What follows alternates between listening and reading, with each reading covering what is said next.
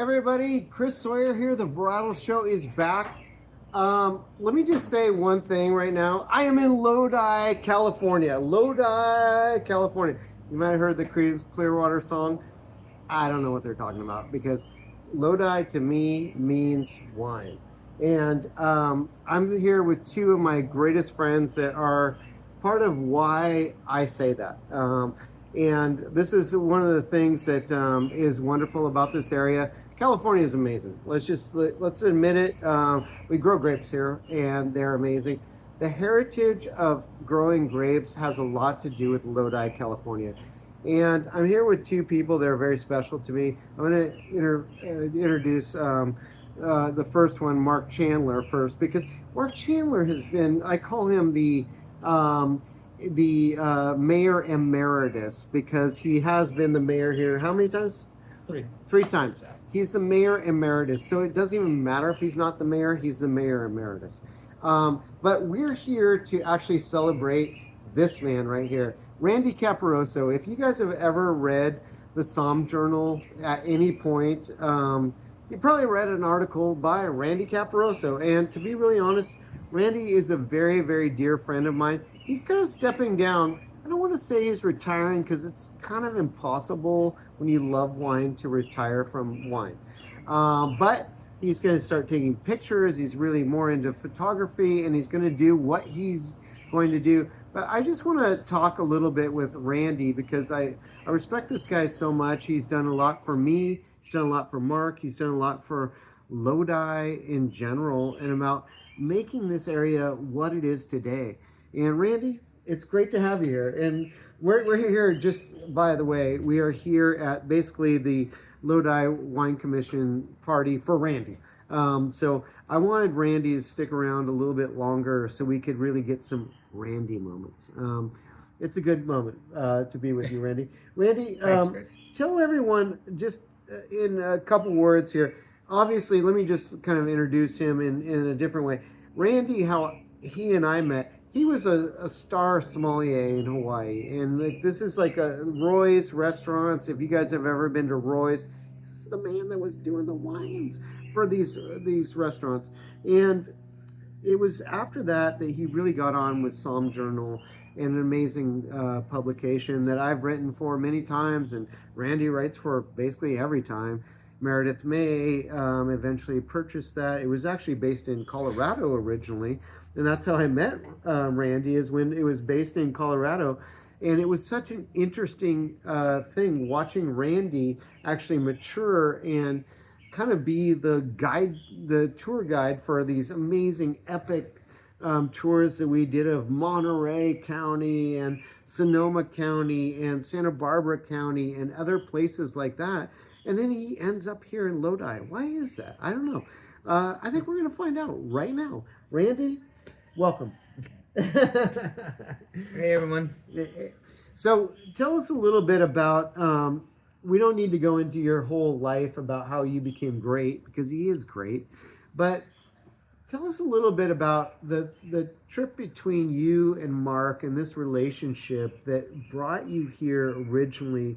That's really kind of special, and how you taught me so much, but you helped Lodi improve a lot. Just as far as people getting to understand what Lodi grapes are about. Well, as you know, Chris, I appreciate all good wine regions that have good grapes, lots of history.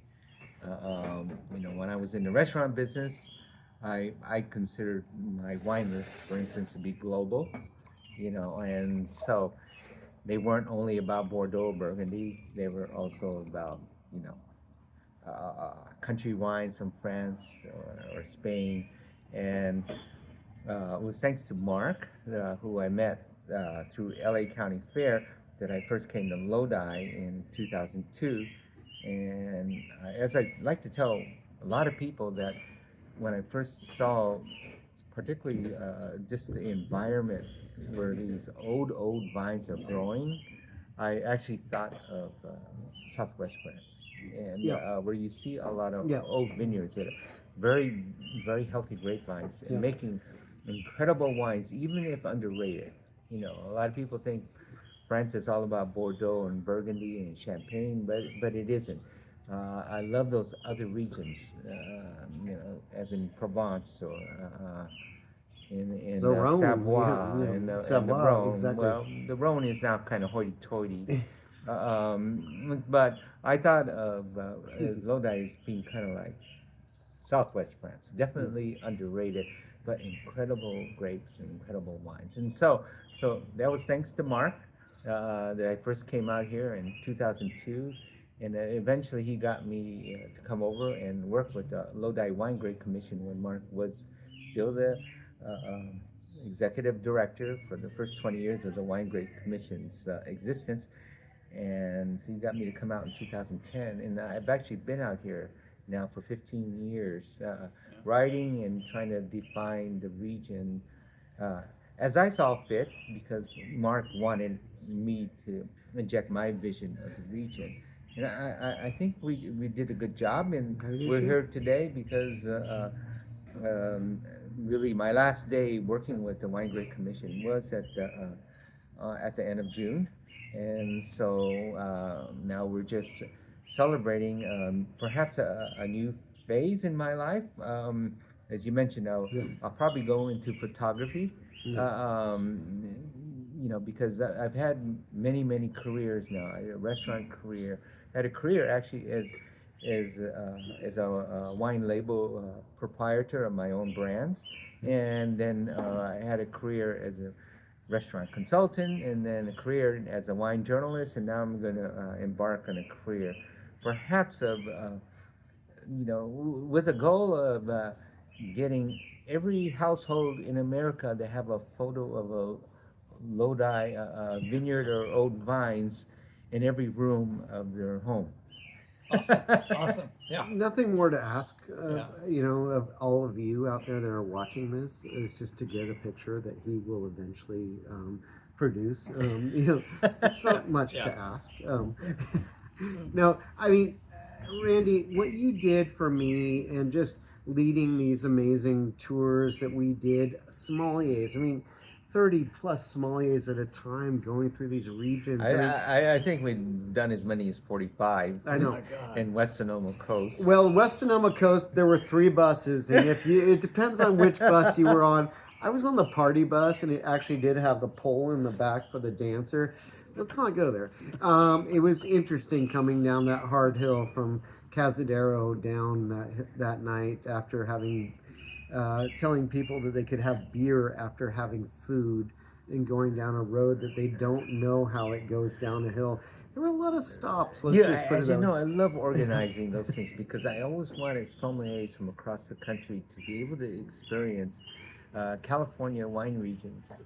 We also have done it in British Columbia, by the way. California wine regions, the way I got to learn it, because when you're a sommelier and you're working in Chicago or Orlando or New York or you're so far away, and when you think of California, you think, oh, California, that means Napa Valley, which is no. Napa Valley is very small, you guys. Let's just put it that way. So I always wanted the one fourth of the size of Sonoma County alone, let alone the rest of the state, which really produces real wine. So we created these things where sommeliers can come for 3 days, and we would set up these things where they can learn all about a region, such as West Sonoma Coast or Santa Barbara or Paso Robles or Santa Cruz Mountains. I think you did Santa Cruz Mountains. The Monterey one was like epic. Or Lodi, because so the people who are out there, the movers and shakers in the industry, which are sommeliers, they can understand that California is a lot more than just Napa Valley Cabernet. There's so many great wines. Because what is wine? Well, when we learn about wine, we learn about Burgundy and Bordeaux, and we learn about Lafite and Latour and Musigny and Chambertin. What we learn about is terroir and why those places are special. And so the whole took 300 plus years to establish that. Well, the whole idea is to learn all these different regions and vineyards in other parts all over California that are special.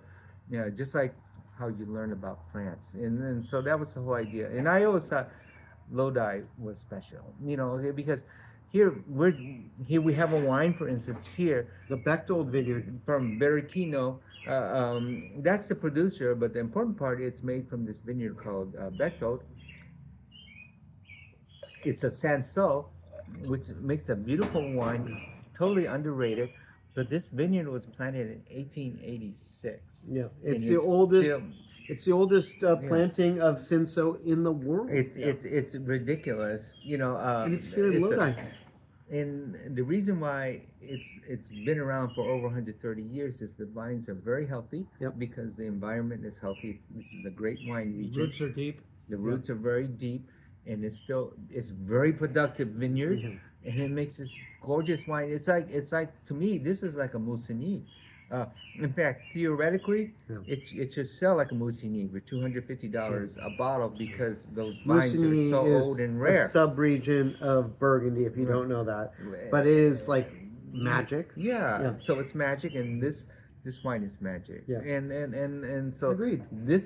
Lodi is full of this, of these magical experiences, and the wine's beautiful. Yeah. One of the interesting little tidbits, it was when Randy was taking me and this other great Ziggy the Wine Gal. Ziggy the Wine Gal, and Randy and I went out. Let me say, before that happened, Mark took me and another great journalist, wine writer, Tim Teichgraber, out, and to be really honest, I learned so much about this sustainable farming. The whole thing about California sustainable farming, everyone's got to be sustainable now.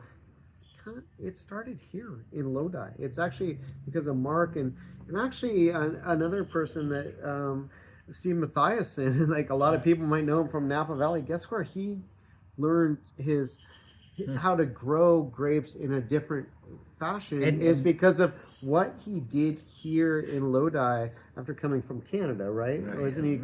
And Dr. Cliff Omar, yes. which are the brains behind the whole thing. Yeah. But really, it was the grape growers. It's the grape growers. This is what the grape growers want. Yeah. In Lodi. Yeah. They wanted to devise a system where the grapes farming is safe for them, but also increases the quality. And so they divide. It's not like sustainable farming didn't exist before they started working on this in the early 1990s. It's that they put together the whole book about this thing.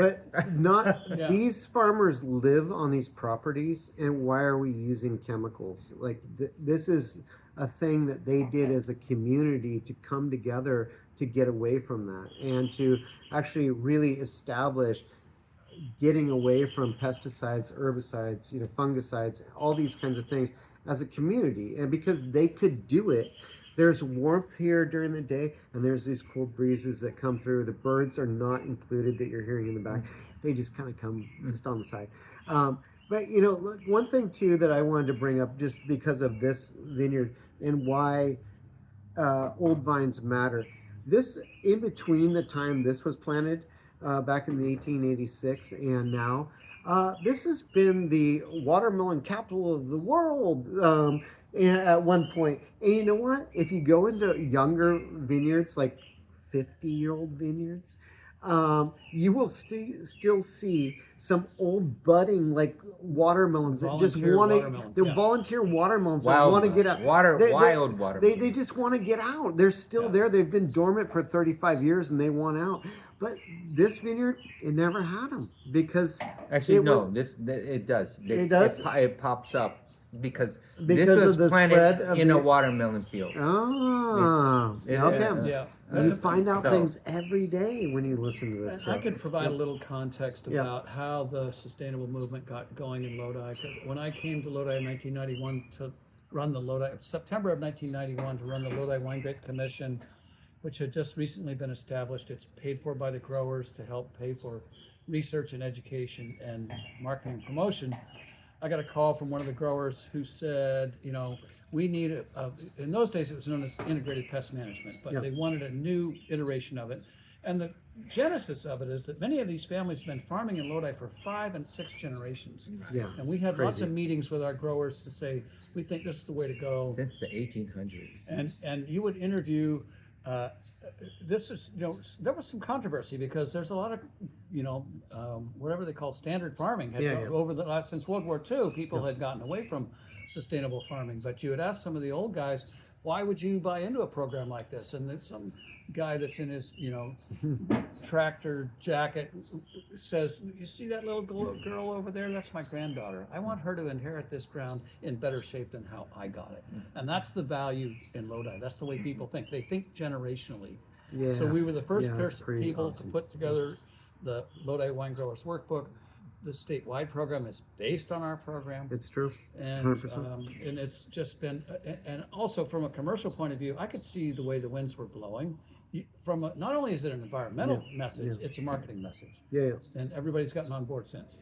And the things that you guys did were very interesting. There's one really interesting that Randy kind of introduced. He got here 15 years ago. This is his longest tenure in one area. To be an expert and the best at what he does. And if you haven't seen his book, what is the producer? Tell us a little bit about the book real quick. Yeah. There is a book called Lodi apostrophe I'll go find one. exclamation point. Yeah. And it is 450 pages and everything you want to know about Lodi. It's for scholars. And But, just geniuses that like really pretty pictures too. Yeah, it And is, then- and there's a lot of photographs. And why you had that Lodi wine, and you're like, oh man, that was really delicious. It could answer those questions. But too. easy enough. If you want to learn about the history and what's happened in the past is the 1800s and what's happening right now in Lodi. Yeah, so look for that book. It's just called Lodi exclamation point. Yeah. And It's coming right at us here. Look, Mark just brings the book, and like, this is the one. But I want to say one thing about this, something that Randy introduced Thank you, here, Mark. and it's a very special thing that really made the winemakers think differently. And this is someone that's a somm like me. I'm not the winemaker. He did have a little experience in winemaking, but like we're more the writers, the somms, and people like that. But Randy, one thing that you did was the Lodi native, and like this is like a very interesting program that you presented it to them, and they said, "We'll do it," and it was very hard for them. Was it half a dozen winemakers that signed on first? Yes, or it was seven? just 6. 6. Yeah. And then it turned out to be how many? We grew to a dozen. Yeah. But these are hardcore winemakers that had certain techniques in their heads. They might have been UC Davis. Well, this was called things like that. We called it the Lodi Native Program because the whole idea is I wanted winemakers, because I had been in Lodi for a couple of years by then, and I was trying to define Lodi as a writer, through photography. But the missing piece was we needed more vintners, because they already had the great vineyards. Yes. That they already had. We needed more of them to produce wines that define Lodi. So Lodi is famous for Zinfandel. That is supposed to be our grape. But to be honest with you, in 2010, they were still trying to make a Zinfandel that tastes as much as possible like a Zinfandel coming from Sonoma, Dry Creek Valley or Sonoma Valley. I mean, where great Zinfandel comes from. Yeah. But they were blending them and aging them in oak barrels to create that intense, concentrated, spicy character that you get in Sonoma. But if you taste it real Zinfandel from Lodi, it's actually very delicate and very fragrant. It's lighter in color. It's perfumey. It's more the Musigny compared to the big dark Chambertin. And you never want to make a Musigny taste like Chambertin, and you never want to make Chambertin taste like Musigny. Just like you don't want a Chablis to taste like a Pouligny Montrachet. You want Pouligny Montrachet to taste like Pouligny Montrachet, and Chablis to taste lean and delicate.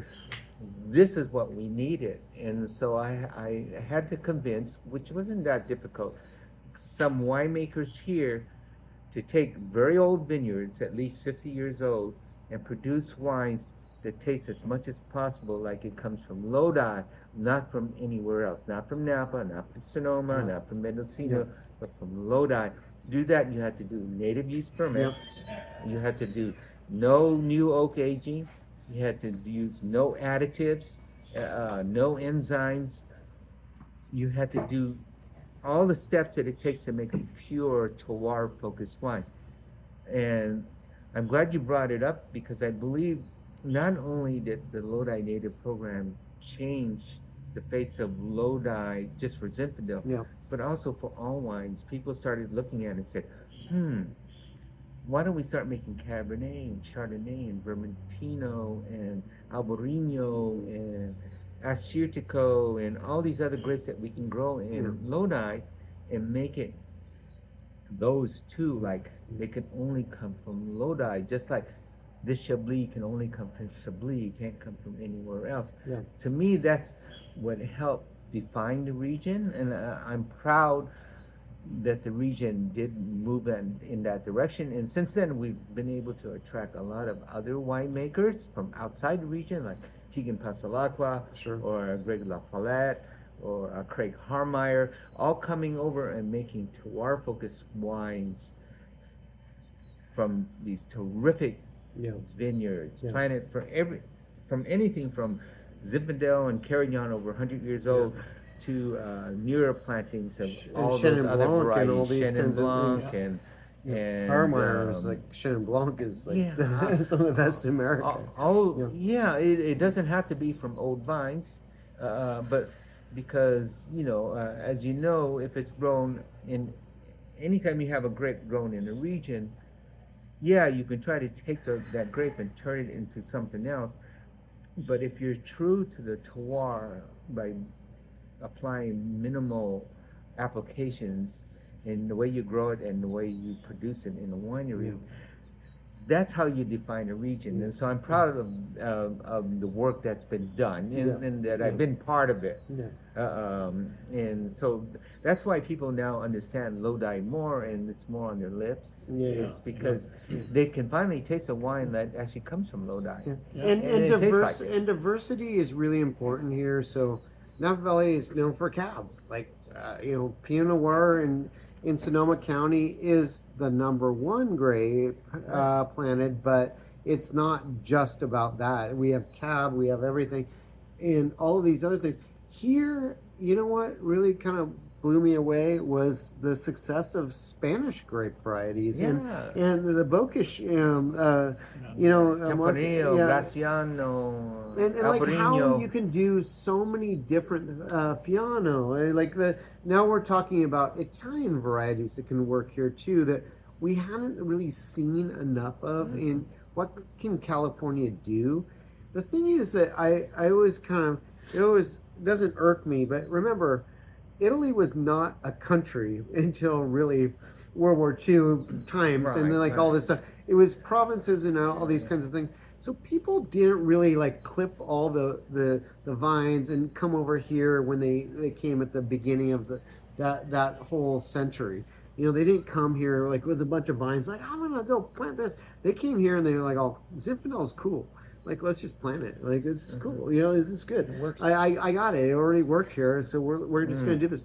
If they would have brought all those varieties over here, and if the people from Spain would have brought the Spanish varieties over here, this would be even bigger than it is today, and we still have the possibilities. And one of the reasons for that is because of what we learned from Lodi. Well, I'll make this point now. Lodi, we grow over 130 different grape varieties, and theoretically you can do the exact same thing in Napa Valley, in Sonoma, in Paso Robles, and Santa Barbara, in the foothills, in Livermore Valley. You can. California is a wonderful paradise for wine grapes. You can do all those grape varieties there, but a lot of these regions, like Sonoma County, especially in Napa Valley, they're constrained. You almost have to grow Cabernet Sauvignon in Napa Valley because the land is so expensive and it costs so much to produce, and so you have to make wine that you can sell for $100 a bottle. And same thing for Sonoma when it comes to Pinot Noir and Chardonnay. you have to make a $40-50 wine. In Lodi, we can do the Spanish varieties, we can do the Italian varieties, we can do a lot of different things because it's Portuguese. because it's German. Silva Spoon is like one of the great Yeah. Portuguese because it's economically vineyards feasible of America. here in Lodi, where it's not economically feasible in those other parts of California. That's a really good point. Economically feasible. And so a lot of winemakers now come from outside the region to get their Chenin Blanc, to get their Albarino, to get their Verdelho, to get their Assyrtiko, and all these other varieties, because they can't grow them in the other regions because they can't grow them, to make a profit. So they have to come to Lodi. So that's the beauty of Lodi.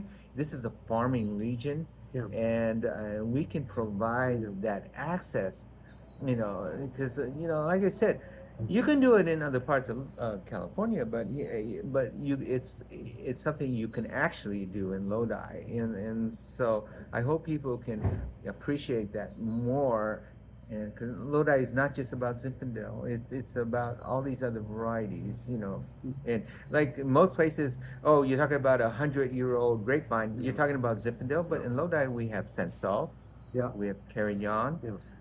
We have other great varieties from vineyards that are 100 years old. Here's a little Ironstone right here. Here's this is a vineyard planted in 1907. Yeah, and this is an old producer family, the Coots family, and they are an amazing family that actually Couts family. Couts family. They've actually taken parts of their stuff and gone up in the Sierra foothills after this, but they actually created the symphony grape. I mean, like the symphony grape, they didn't create Well, it. they didn't create it. They- Dr. but- Olmo they did got it. that. But Out of Dr. UC Olmo, Davis, UC Davis, where I went to school.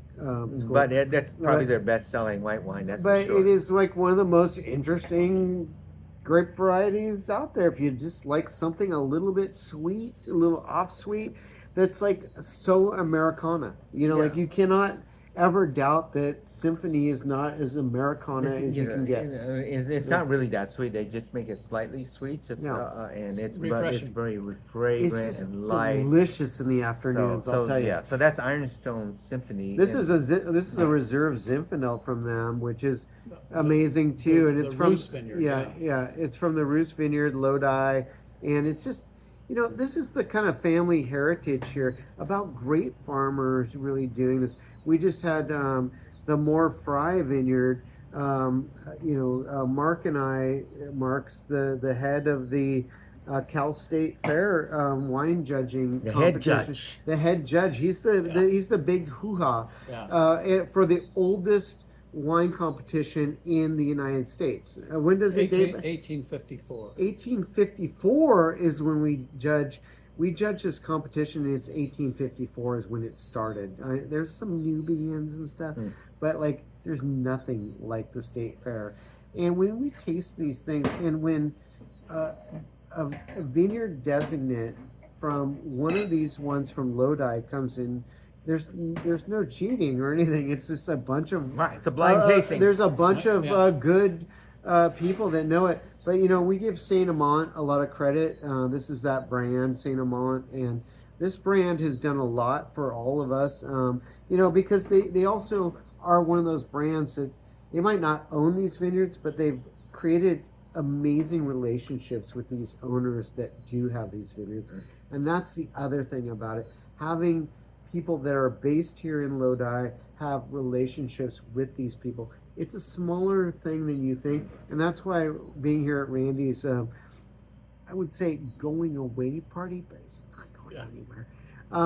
He's going to start taking more pictures, and he's not going to write as much. Okay, so let's. blah, blah, blah. Chris is building up to this, and we'll just come out and say it at the last California State Fair. Out of thousands of wines, this was picked as the best red wine. The Barbera, entire that they competition. did. Yeah, the Barbera. This is the Zin. This is the Zin. The vineyard, Marion's vineyard, Yep. was picked as Vineyard of the Year of the That's of correct. the 2025 California State Yeah, Fair. and if you go back and Thanks watch for correcting. Instagram But- live and watch that video that Mark and I did with the family there with Right. More Fry, It's why Zinfandel is great, and why it was here way before way before Cabernet, Pinot Noir. All these things became the fad, and they should be. You know, for the modern day things, they're going drier and drier and drier, and bigger and bigger and bigger.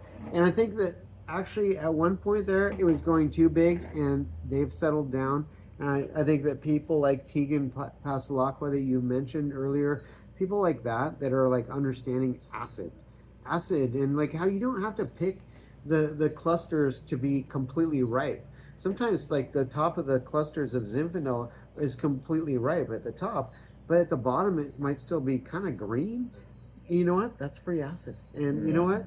It's the way the old farmers used to do it. And we're starting to learn that again. Well, the thing about acidity when it comes to Zinfandel, even when grown in Lodi, the Zinfandel in Lodi has higher acidity than Pinot Noir in the Russian River.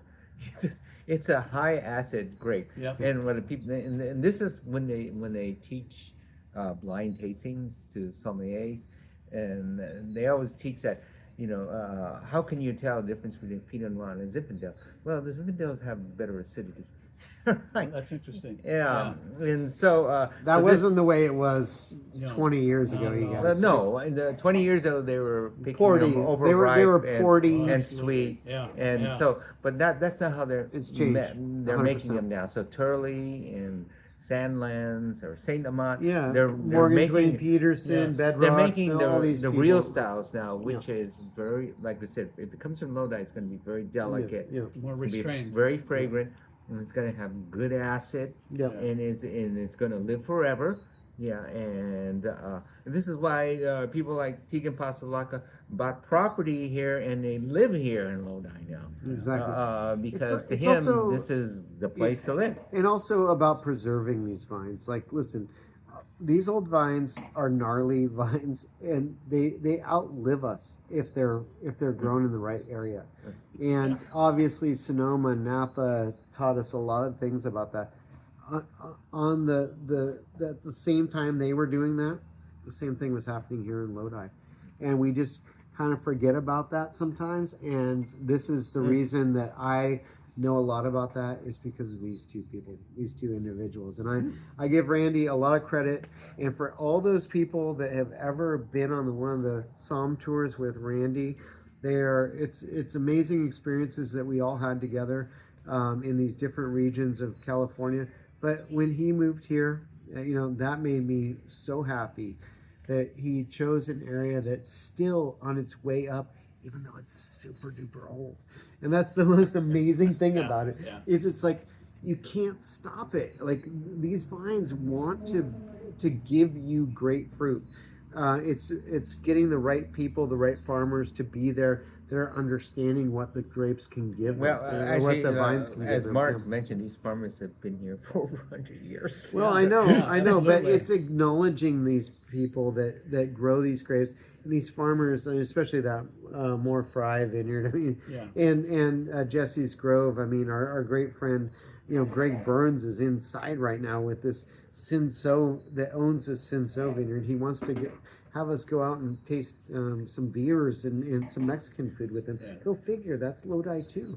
And but the thing is that it's been a great experience. And Mark, you introduced me on a different scale than I ever believed Lodi could produce originally. And he brought it through, and I want to thank this man, Randy Caparoso, for being the man who really helped so many people, not only just